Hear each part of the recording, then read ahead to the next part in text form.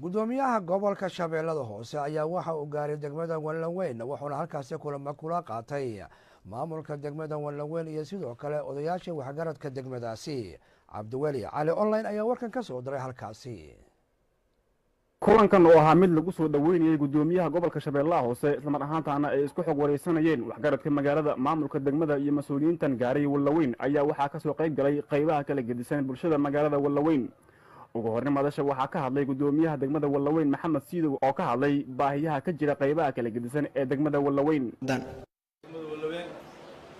markuwaad mar labaad Michael iska dhawaad gudmada Wallaweyn mid kale sidii walaay warbixin aad ugu daadin sheegi doonta odayaalka dhaqanka ee degmada Wallaweyn iyagoo matalayaan shacabka guud mahad nagaaya qayb galeen soo dhaweynta dowladda goboleedka koonfur galbeed gaar ahaan madaxda gobolka Shabeellaha Hoose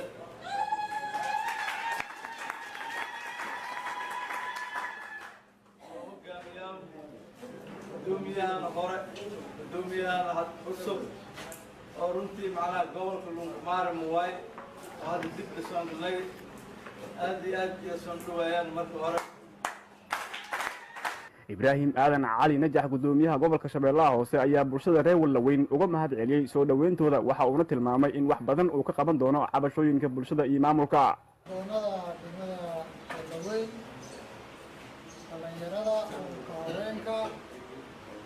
hay'adaha amniga qaybahooda kala duwan booliska ciidamada sida gaarka u soo baran ee Soomaaliyeed ee Commandoska danab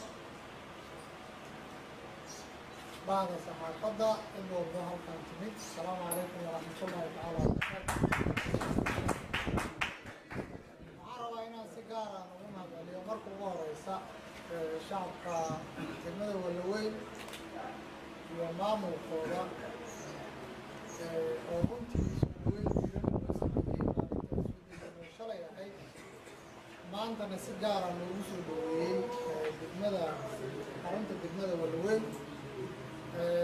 waxaan idinla qabaa ammaanta aad idinku soo jeedisay maamulka degmada gudoomiyaha ugu horeeyay inuu yahay samadoon annagana waxaan u aqoonsanahay inuu halkaan ka yahay samadoonka.